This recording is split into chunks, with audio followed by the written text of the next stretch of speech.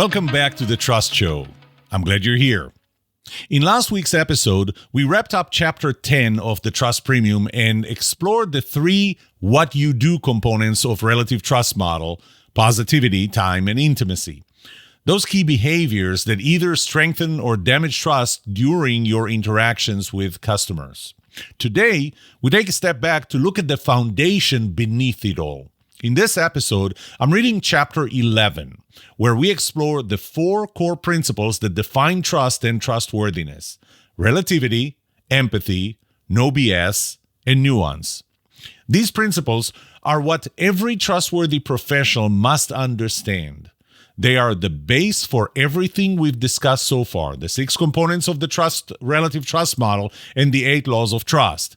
And they provide the lens through which you could view every customer interaction. This chapter is a turning point in the book. It's a kind of summary of everything we've covered in parts 1 and 2 before we shift gears. Starting next week, we'll move into part 3, where we get much more practical and action-oriented. We'll talk about specific behaviors you can adopt to become more trusted professional and how to build trust intentionally, consistently, and effectively. So if you've been following along, this episode ties it all together. Let's get into Chapter 11, the foundation of trust and trustworthiness, right after this.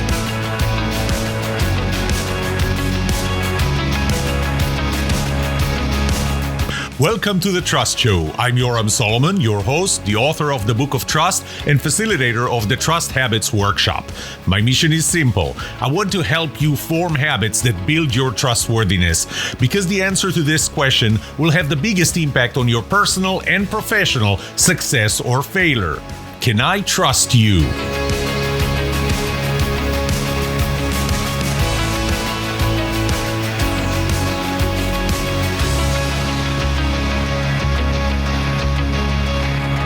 Chapter 11, the foundation of trust and trustworthiness. This chapter goes back to something I said early on in the introduction to the book about silver bullets. Trust has no universal formula or singular approach. Much like a marksman selecting the right bullet for a specific target and context, building trust requires assessing the unique situation, understanding the customer's needs, and adapting your approach accordingly. Trust is highly contextual and relative, varying between industries, individuals, and scenarios. By understanding these nuances, you can effectively tailor your actions to cultivate trust rather than relying on a one-size-fits-all solution. This chapter aims to explain the foundation of trust. The better you understand it, the better you will choose your own silver bullet for every situation. In this chapter, we'll explore the 4 foundational principles of trust and trustworthiness that every professional should understand: relativity, empathy, no BS, and nuance. Together, these principles form a framework for navigating the complexities of trust in professional relationships and offer a pathway toward earning what I call the trust preference and the trust premium. They are the foundation for the 6 components of the relative trust model and the 8 laws of trust I covered in this book. You can look at this chapter as a summary of everything you have read before we move into the more actionable Part 3 and Part 4. Relativity. Trust is not one size fits all. One of the most common mistakes salespeople and professionals make is assuming that the same approach will work with every client. In reality, trust is inherently relative. It changes from person to person and from situation to situation. What one customer perceives as trustworthy behavior, another might see as insincere or even manipulative. Building trust means understanding that there is no universal playbook. Instead, trust must be tailored to each individual's values, expectations, and cultural background. Relativity in trust means paying attention to how different clients interpret your actions. A direct, no-nonsense approach might reassure one customer that you're serious about their business, while another client might find the same tone aggressive or off-putting. For example, a risk-tolerant client might trust you more if you're open about potential downsizes and willing to take calculated risks, while a risk-averse client might feel that the same transparency is a sign of recklessness or passing the responsibility on to them. The relativity extends to cultural and situational factors as well. In some industries or regions, trust may hinge on frequent communication and personal rapport, while in others, client may prefer professionalism and distance. To build trust effectively, it's essential to understand and respect these differences. Each interaction with a client is an opportunity to demonstrate that you see them as an individual, not just as another transaction. For a professional seeking to be trusted, relativity is about recognizing that trust isn't built by following a rigid checklist. It's about adapting your approach to each unique customer, paying attention to the nuances of their expectations, and adjusting your behavior to meet them where they are. Empathy. Seeing the world through your customer's eyes. Empathy is the ability to understand and respect your customer's feelings, motivations, and goals. It's your ability to see things from their perspective as if you were them. It's not enough to deliver what you think is valuable. You need to understand what they find valuable. Empathy allows you to bridge the gap between your own perspective and that of your clients, making it easier to establish a genuine connection and earn their trust. For salespeople and professionals, empathy starts with active listening. This means going beyond the surface of what your client is saying to understand the emotions and concerns behind their words. When clients feel truly heard, they're far more likely to trust you. By showing that you care about their needs and perspectives, you're not just offering a service, you're demonstrating that you see them as a person, not just a sale. Empathy also requires an awareness of where each client is coming from, financially, emotionally, and professionally. For instance, if a client is financially stretched, pushing an expensive add-on might feel insensitive, even if it's something you genuinely believe would benefit them. But if a client is driven by long-term goals, showing how your solution aligns with their future vision could be exactly what they need to hear. By tuning into these differences, you can adapt your approach to show that you're on their side, working in their best interest. Empathy builds trust by demonstrating that you're invested in your client's success, not just your own. This depth of understanding turns a simple transaction into a meaningful relationship. But beware, learning how your customer thinks and perceives things may not be achieved simply by asking questions. Some customers may be taken aback by the many questions you may ask them. You have to do your homework too. Learn about your customers before you meet them for the first time. Be very attentive to their words and body language. Sometimes they will tell you what you need to know through subtle cues. No BS. The power of transparency and honesty. In today's world, where people are increasingly skeptical of sales pitches and manipulative tactics, a no BS approach is not just refreshing, it's essential. Being trustworthy means being straightforward and transparent with your clients, even when it's uncomfortable for you. Clients appreciate professionals who are honest about what they don't know and what they can and cannot deliver. Don't overpromise, admit their mistakes, and don't try to sell what the customer doesn't need. A no BS approach isn't about being blunt or tactless. It's about delivering information clearly and sincerely. If you're selling a product or service that has limitations, being upfront about those limitations shows that you respect your client's right to make an informed decision. For instance, if a project timeline is going to be longer than expected, a no BS approach means letting the client know early, along with the reasons why. It's about setting realistic expectations rather than making vague assurances that could later be proven false.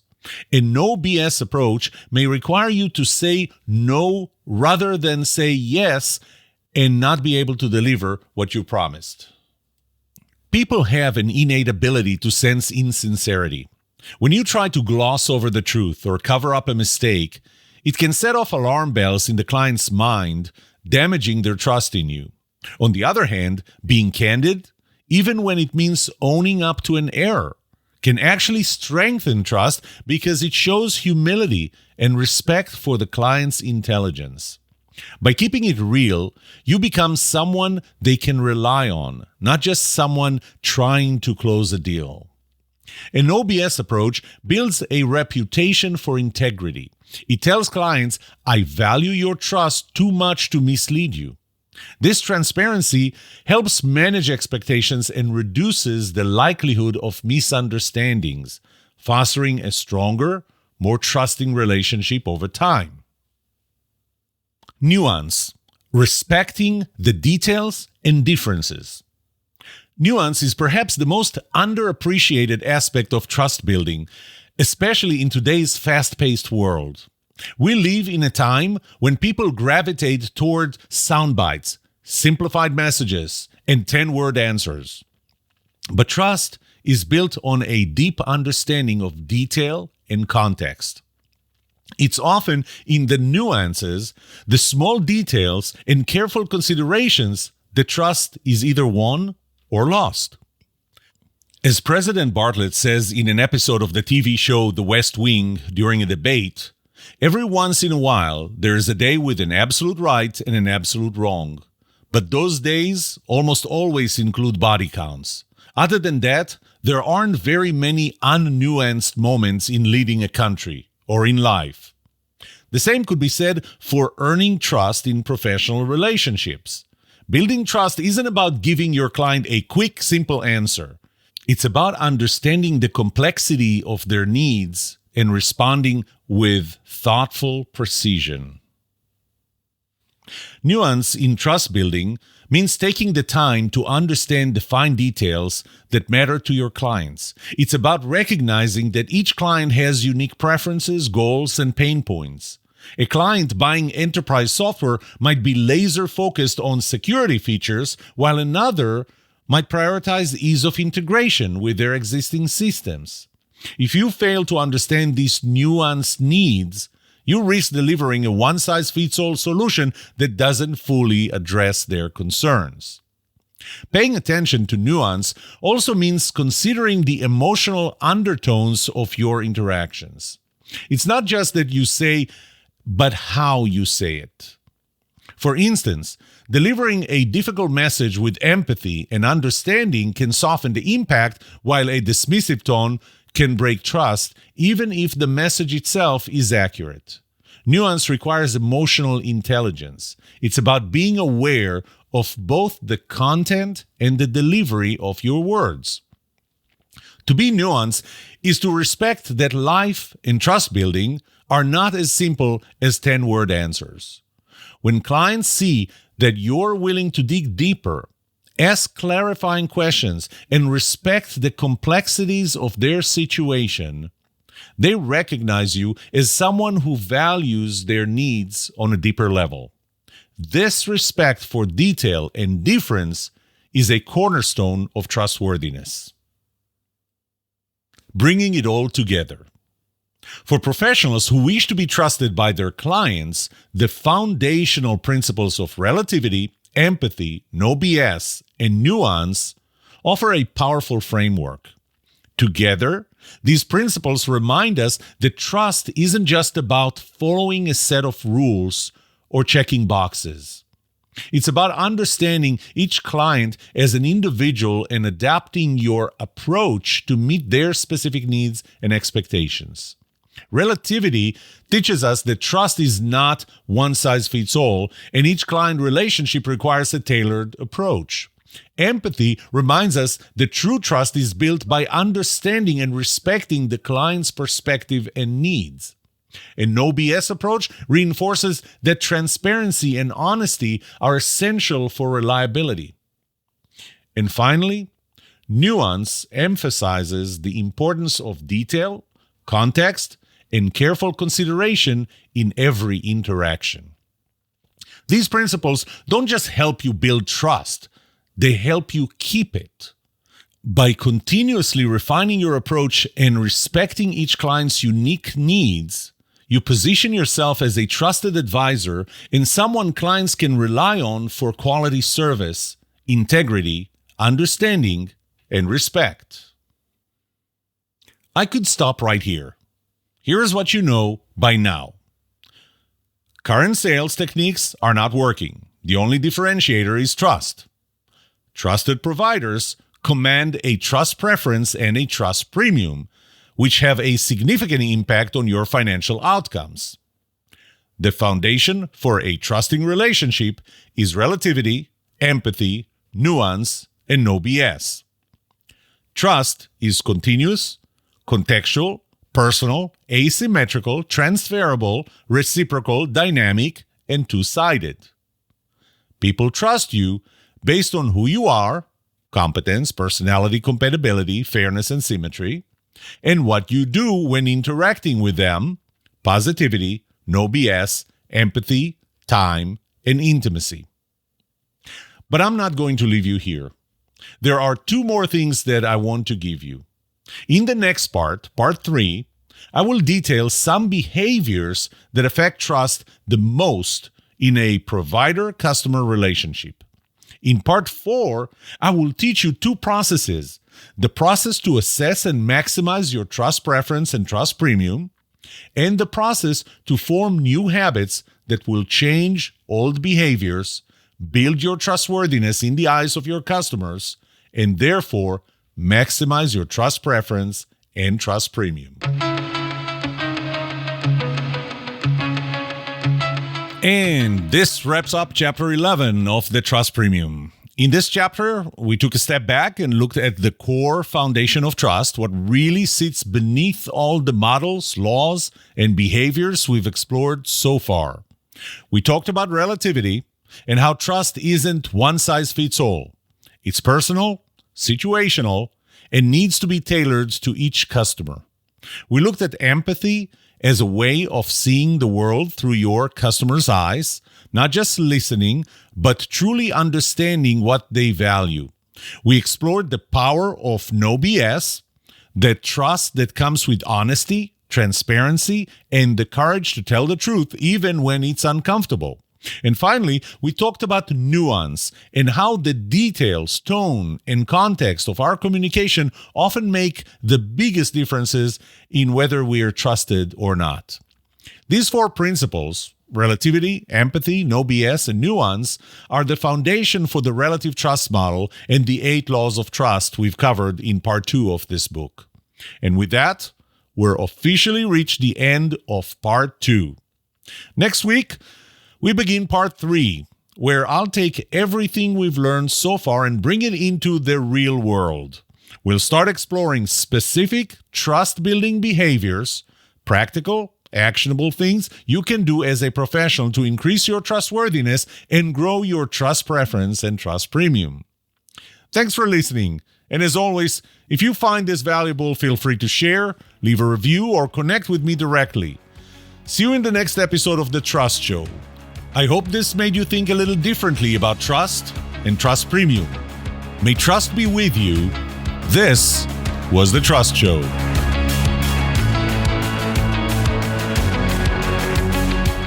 What would you like to know about trust and trustworthiness? Let me know and I'll answer it in a future episode. I would love to hear from you.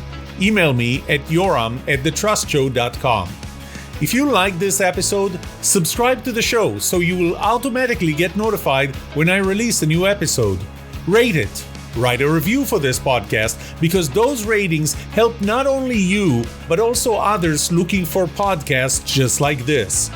If you're looking for more resources to learn about how to build trust, be trusted, or know who to trust, look up my workshops, online courses, books, or go to my website, trusthabits.com. And remember that the answer to these two questions will have the biggest impact on your personal and professional success or failure. Can I trust you, and can you trust me? Thank you for listening or watching The Trust Show.